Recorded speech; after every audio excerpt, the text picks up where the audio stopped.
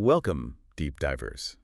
Do you remember that feeling? You know, the one where the world outside just kind of faded away? Yeah. You'd hear those first few notes, right? Yeah. Instantly recognizable theme song. Oh, yeah. And bam, you were just transported, not just any Gotham city, but the Gotham, Always twilight, shadows everywhere. Right. That specific mood. Where this hero in a dark cowl fought these battles that felt, I don't know, huge, but also really personal. Exactly. We're talking, of course, about Batman, the animated series. Yeah. And it's like way more than just a cartoon, isn't it? Oh, absolutely. It's a huge cultural touchstone, a really pivotal moment for superheroes, for animation. It didn't just redefine Batman, it kind of set a whole new benchmark for what animation could even do. Right. For everyone, kids and adults. That warmth, that instant recognition you mentioned, it really does speak volumes, doesn't it? It shows the connection it made. It really does. And today, we're going to indulge in some nostalgia, sure, because it's just fun. But this deep dive is really about digging into what made Batman. The animated series BTAS, not just loved, but actually, groundbreaking, truly influential stuff. Its impact, you'll see, goes way beyond when it first aired.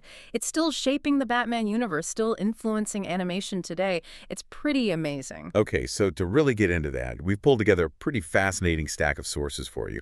We've got behind-the-scenes stuff, interviews with creators, reviews from back in the day, new analyses. But fan discussions too, right? Oh yeah, fan discussions highlighting that legacy. So our mission today, let's unpack the art stuff.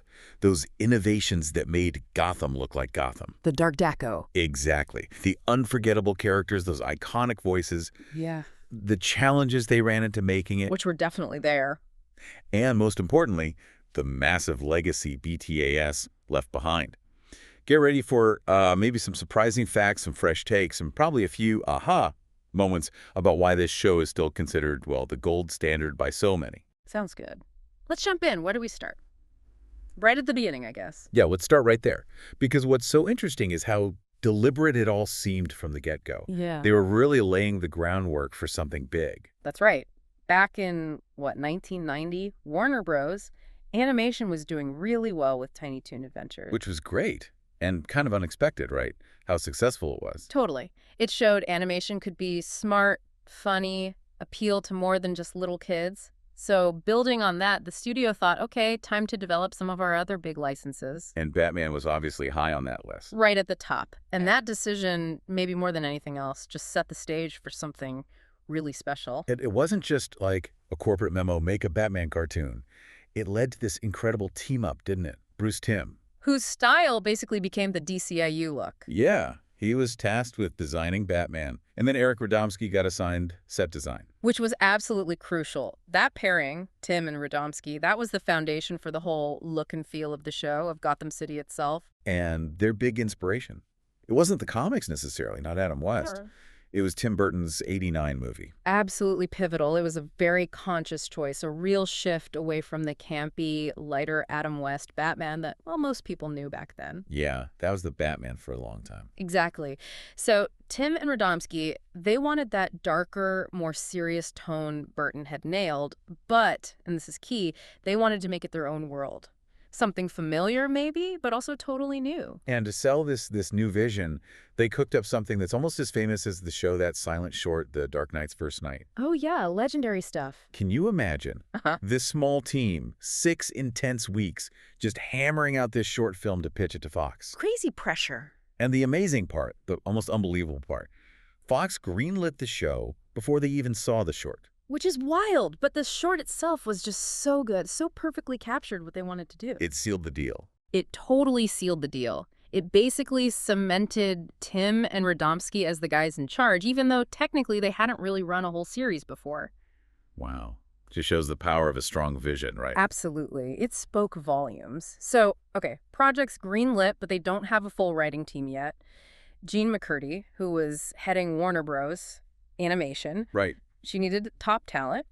She goes after Alan Burnett. He's a seasoned animation pro, but funnily enough, he was actually thinking about leaving the business. Really? Why? Just frustrated with network censorship, the usual stuff you had to deal with back then. But McCurdy shows him The Dark Knight's First Night short. And that changed his mind. Pretty much. That plus the promise that, there'd be network rules, but the show would still have, guns and fighting. He saw the potential for something way more grown-up than typical cartoons. Man, talk about assembling the dream team. Well, And that collaborative vibe, that seems like it really defined the whole production. it really did. It was pretty unique for animation then. Usually departments kind of work in their own lanes, right? Yeah, silos. But here, the artists, the directors, the writers, they were all working super closely together, all guided by this scripture Bible, they called it. A scripture Bible. Hmm. Sounds intense. It kind of was. Tim, Paul Dini, Mitch Bryan, they put together this incredibly detailed guide, outlined the whole vision, characters, tone, story approach. Everything. So everyone was on the same page. Exactly. It ensured that consistency, which is so hard to get across, dozens of episodes, multiple animation studios involved. That Bible was crucial. And speaking of challenges, the censorship thing must have been a big one. You mentioned Burnett's concern. Oh, definitely. They could show guns, characters could shoot, but strict rules, no bullet hole shown, nobody could actually be seen dying on screen. So how do they handle that? Well, ironically, those limits often made them more creative. It forced them to imply things, to use suggestion. Right. Let the audience fill in the gaps. Exactly. And honestly, sometimes what you don't show, the implied violence or consequence, hits even harder. It felt more mature, trusted the audience's intelligence. It's a really interesting lesson in storytelling, actually. That's a great point, how restraint can actually amplify the impact. Yeah. And that whole dedication to the vision, it flows right into the look, the dark deco thing Bruce Timm coined. Yeah, dark deco. It's the perfect term, isn't it? It's this amazing mix, 1940s Art Deco architecture, think grand, imposing old New York buildings, but blended with that really grim, shadowy look of German expressionism, classic film noir. It made Gotham feel old, but also kind of futuristic, familiar, but totally alienating too. Timeless is the word that comes to mind. Totally timeless. And that was intentional. You'd see these 1940s cars driving around. Yeah. But then you'd have police blimps floating overhead, almost sci-fi looking. Futuristic helicopters, Batman's high-tech gadgets, it all existed together. It creates this feeling that Gotham isn't tied to any specific win. Exactly. And one little detail they kept consistent. Whenever you saw a TV playing in the show, it was always black and white. Oh, really? I Yeah. never noticed that consciously. Yeah. Just another subtle layer reinforcing that timeless, classic noir feel. And the visual innovation. Yeah. Eric Radomski's technique. That was huge, right? Drawing on black paper. Groundbreaking. Seriously. Industry standard was white paper. But Radomski's team, nope. Black paper. It was apparently a standing order, non-negotiable. Why black paper, specifically? Because you're starting from darkness. The shadows aren't something you add on, they're inherent. It allowed for naturally deeper, richer shadows, that constant nighttime vibe. It made the city itself feel like it was just born from shadow. That's incredible. It shows such commitment to the specific look they were after. It really does. And they pulled influences from all over, not just Burton, those old 1940s Fleischer Superman cartoons. Oh, yeah. Those look amazing. Right. For the color palette, the bold style. And then film noir classics, obviously. Cabinet of Dr. Caligari for those weird angular sets. Citizen Kane for the lighting.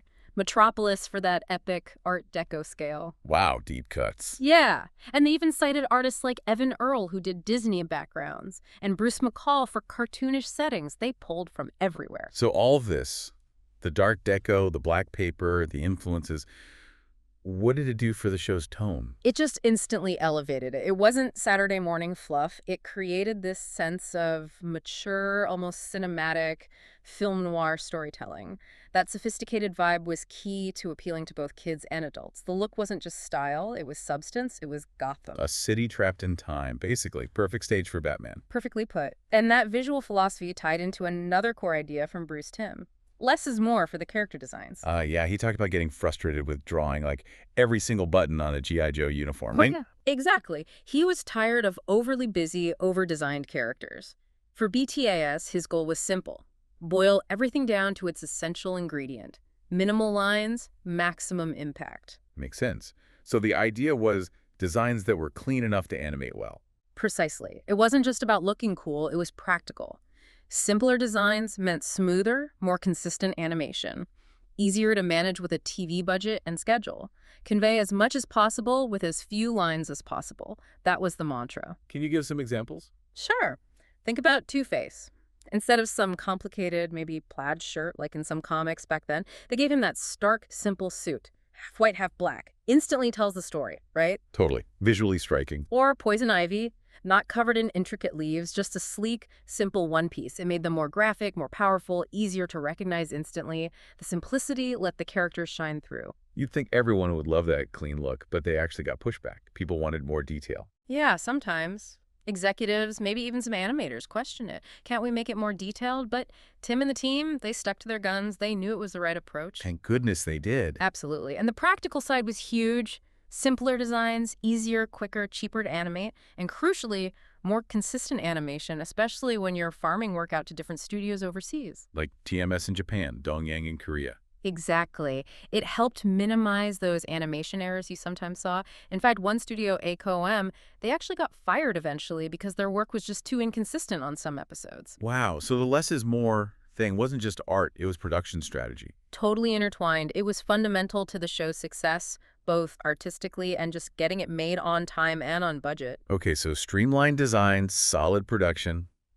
This commitment to quality, it absolutely carried over into the voices, didn't it? You just can't talk BTS legacy without talking about the cast. Oh, 100%. The voice work is legendary. Yeah. And a big part of that was Andrea Romano, the voice director. She did something pretty innovative for animation back then, something that became standard for the whole DCAU. What was that? Recording the actors together in the studio. Instead of separately. Yeah, most animation had actors record their lines alone, but Romano brought them together, let them play off each other, interact, even improvise a bit. It just created this natural energy, much stronger performances. You felt the characters were really talking to each other. And the performances she got? Yeah. Unforgettable. Kevin Conroy, The definitive Batman Bruce Wayne, no question for so many people. his ability to just shift that voice. Yeah. The kind of Playboy Bruce Wayne sound, and then that deep, gravelly Batman. Yeah. It was such a clear distinction, really captured the duality in a way no one had quite done before, especially not consistently. And funny enough, he actually auditioned for other parts first. Gordon, Bullock, even Joker. No way. Conroy is the Joker. That's wild to imagine. Isn't it? And speaking of the Joker, Mark Hamill. Oh, just iconic. Universally praised, right? Mhm. Probably the best Joker ever for a lot of fans. Absolutely. He nailed that balance, didn't he? Genuinely terrifying one minute, then weirdly, hilariously cartoonish the next. It was just perfect. And for Hamill, it was huge. People finally saw him as more than just Luke Skywalker. Yeah, broke the typecasting. Totally. He actually said the laugh he used came from playing Mozart and Amadeus on stage. Get out. From Amadeus. That's amazing trivia. Right. Shows his range. And speaking of casting near misses, Tim Curry was actually the first Joker. Tim Curry. Wow, what happened? He got bronchitis early on, had to drop out, opened the door for Hamill. And John Glover, who ended up being a great Riddler, he auditioned for Joker too. Even Al Pacino was apparently considered for Two-Face. Pacino's Two-Face. Man, the what-ifs. Richard Mole got it though, and he was fantastic. But yeah, the level of talent they brought in was just incredible. Seriously, a who's who? Hmm. Ephraim Zimbalist Jr. is Alfred. Perfect. Bob Hastings is Gordon. Robert Costanzo is Bullock. Arlene Sorkin is Harley. Ron Perlman as Clayface. Roddy McDowall as Mad Hatter. David Warner as Ra's al Ghul. Who apparently they wanted Christopher Lee for originally. Yeah, but scheduling didn't work out. But Warner was brilliant. Just having actors of that caliber, veterans from film and TV, it signaled this wasn't just kid stuff. It gave it that extra weight. Yeah. And that commitment, that seriousness, it went beyond the voices, right? Yeah. Into the storytelling itself. That mini-movie idea. That's such a crucial point. They really did treat every single episode like a short film, like serious drama. Kevin Conroy used to say, they never talk down to the audience. And you feel that. The stories felt complex, emotionally resonant. It worked for kids, but it worked just as well, maybe even better, for adults. Absolutely. And the sound, the music played a huge role in that mini-movie feel. A full orchestral score for every episode. Which was basically unheard of for TV animation then, right? Super expensive. Totally rare. Most shows use synth or limited cues, but that full orchestra, it just added this incredible depth, the cinematic weight. You felt the drama, the tension, the tragedy. And Danny Elfman did the main theme, obviously, from the Burton movie. Yeah, a variation of it, instantly iconic. But the person doing the heavy lifting, episode after episode, was Shirley Walker. She was the main composer. Absolutely. Her contribution was immense. She scored most of the episodes, created specific themes for characters that we all recognize now. She basically defined the sound not just for BTAS, but for the whole DCU that followed, like Superman and Batman Beyond. Just incredible work. So with all this ambition, the art, the voices, the music, multiple studios, how did they keep it all so consistent, so high quality? What was the secret sauce? It really comes back to that collaborative environment and especially that super detailed scripture Bible, everyone working from the same blueprint. Constant communication. Exactly. Constant communication, shared understanding. It wasn't just one person's vision, it was a collective effort, tightly managed, but allowing for creativity within those strong guidelines. That's how they pull it off. Okay, let's shift gears a bit and talk about what really makes BTAs endure for so many people. The characters, especially the villains, and the mature themes they tackled. This wasn't just Batman punching bad guys. Not at all. That's maybe the most revolutionary part. From the start, they wanted you to feel empathy for the villains. They dug into their backstories, their motivations, the tragedies that often made them who they were. So even when Batman won, it wasn't always a simple, yay, good guys win ending. Exactly. There was often this lingering sadness, this sense of loss. It made the show feel so much more complex, so much more real than other cartoons. And the prime example has to be Mr. Freeze, right? Before this show, he was kind of a joke villain. Totally. Just a guy with an ice gun. But BTS, they completely reinvented him, made him this tragic figure obsessed with saving his cryogenically frozen wife, Nora. That episode, Heart of Ice, just incredible. Won an Emmy, right? Yep. Written by Paul Dini, it was a revelation. That tragic backstory.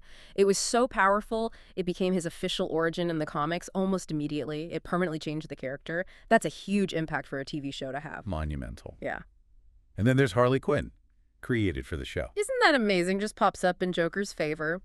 Paul Dini and Bruce Timm saw Arlene Sorkin playing this jester character in a dream sequence on Days of Our Lives. Seriously, Days of Our Lives. Yeah, and thought, hey, Joker needs a funny female sidekick, and bam, Harley Quinn. She just took off like a rocket, became one of DC's most popular characters, period. Eventually got put into the comics in '99. Which almost never happens with characters created outside the comics first. Super rare. Her design, based on the Harlequin from Commedia dell'arte, the black and red, it all just worked. It's crazy how she became this global icon. Movies, comics, everything. Yeah. Just shows the strength of the character they created. Yeah. And the villains weren't just obstacles, were they? They were like reflections of Batman himself. That's a great way to put it, like professors of psychology, someone called them. Each villain challenged Batman, sure, but they also highlighted something about him. They were either his opposite or maybe a dark mirror to his own potential path. Okay, like how? Give me an example. Well, Scarecrow uses fear toxin, right? He uses fear control for personal gain. Batman uses fear too, but as a tool for justice, for protection. So Scarecrow highlights that fine line Batman walks with fear. Okay, I see. What about Freeze? Freeze shows Batman's compassion. Freeze is driven by love, yeah, but it twists into this all-consuming vengeance. Batman holds on to his humanity, his compassion, despite all the darkness he deals with. Freeze is what happens when that compassion gets lost. And Joker is just the ultimate opposite. Chaos versus order, narcissism versus selflessness. Yeah. He's the perfect foil, always showing the contrast. Two-Face. Harvey Dent believes he's a slave to fate, to chance, right? That duality consumes him. Batman is the opposite. He believes in free will, in choosing your path, overcoming your demons. He's an anti-fatalist fighting against Dent's worldview. Mad Hatter. Mind control. Exactly. Shows Batman as a champion of free will, fighting against anyone trying to take away choice. These psychological layers made the fights mean something more than just punches. And they did all this. Yeah. This depth, these complex themes, while airing on Fox Kids, with censors breathing down their necks. Yeah, which is astonishing. They had strict rules, less graphic violence, be careful with sensitive topics. So how do they manage it? We talked about implication. Right. And that constraint often bred better storytelling. Remember Gordon nearly dying in Eye in the Night? Or Robin's parents' deaths in Robin's Reckoning? Yeah, powerful stuff. Because they didn't show everything explicitly, the implied horror, the emotional weight, it hit harder. They trusted the audience to understand the gravity without needing to see every detail. And they tackled stuff you just never saw in kids' cartoons back then. Oh, yeah. Mental illness, loss, divorce, patent law even. Patent law, seriously. Yep. Insurance fraud, homelessness, class prejudice, age discrimination, typecasting, prison abuse, animal testing. The list is incredible. That's unbelievably daring for a kids' network show. It really was. It showed their ambition, their respect for the audience. They managed this incredible balance. Serious, thoughtful, but not depressing. Fun, but never just campy. And that's why it worked for everyone, kids and adults. It didn't talk down. Exactly. That sophisticated balance is key to its enduring appeal, why it built such a multi-generational fan base. It proved animation could be more. It really did redefine the possibilities. And that impact, it just kept snowballing, didn't it? Expanding the whole Batman universe. Oh, absolutely. The show itself evolved. First, Batman. The animated series, 65 episodes. Premiered in primetime on Fox, actually, before moving to Fox Kids. Primetime. Wow, they really believed in it. Signal of intent right there. Yeah. Then came The Adventures of Batman and Robin for season 2, about 20 episodes. Why the name change? Studio execs wanted more Robin. Thought he'd pull in younger kids. The eternal struggle. Creative vision versus marketing. Pretty much. It even affected storylines. They apparently scrapped a Catwoman Black Canary team-up episode because Robin wasn't going to be in it. No way, that would have been cool. Shows the pressures. Then, in '97, it moved to Kids WB and became the new Batman Adventures, often called Season 3 or 4. And that came with the redesigns. Yes, the redesigns. Definitely controversial among fans. Why the big change in style after creating such an iconic look? It was a mix of things, really.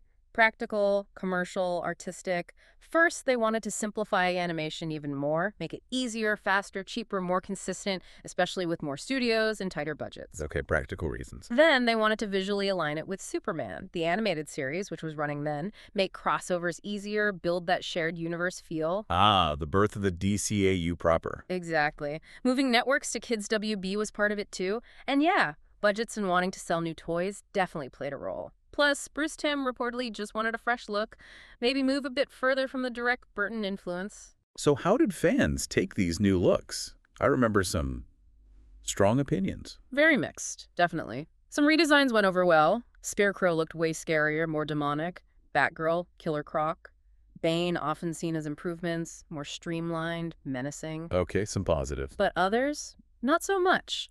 Riddler lost his cool mask look. Joker lost his red lips, which felt wrong to many. Catwoman's all-black suit was called boring.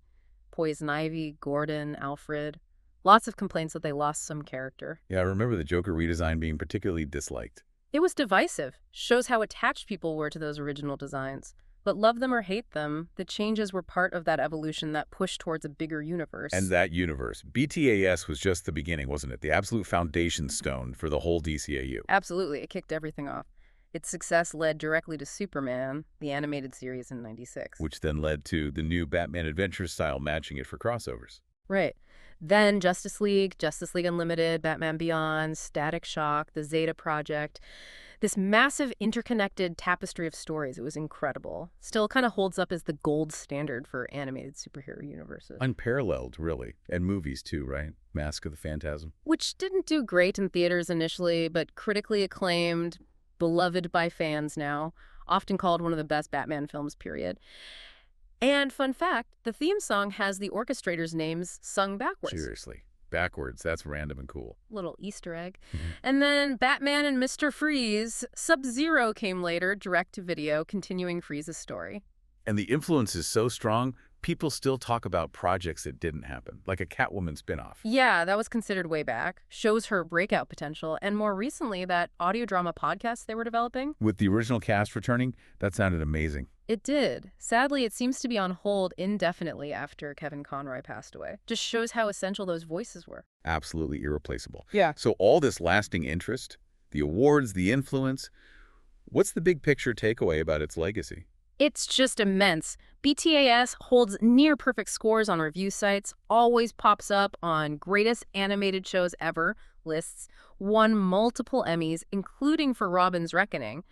It wasn't just a hit, it was critically adored. And Les Daniels, the historian, said it basically defined Batman's look for the 90s. He's right. It captured something essential about the character for that era, and that influence spread everywhere. Video games, the Arkham series, was at a huge debt. Oh yeah, the atmosphere, the themes, and getting Conroy and Hamill back, and Arlene Sorkin, Robert Costanzo. Paul Dini even co-wrote the first 2 games. It was like a direct continuation in spirit. Plus, you could unlock the BTAS skins in the game. Acknowledging the roots. Yeah. And even live action takes cues from it. Robert Pattinson mentioned Mask of the Phantasm. Yep, cited it as inspiration for getting into Batman's head for the Batman. Shows it's still a touchstone for understanding the character's psychology. And Bruce Timm's doing a new show, Caped Crusader. This is supposed to echo BTAS. Yeah, going back to that darker, more adult-oriented feel, inspired by the original, almost 3 decades later, that vision is still potent. Plus, all the merchandise back then, action figures, comics. The Batman Adventures comic, yeah. Harley Quinn's first comic appearance ever was an issue #12, super valuable now. All that stuff, figures, comics, novels, games, it just cemented BTAS in the culture. So wrapping this all up, thinking about everything we've discussed, hmm BTS wasn't just a cartoon.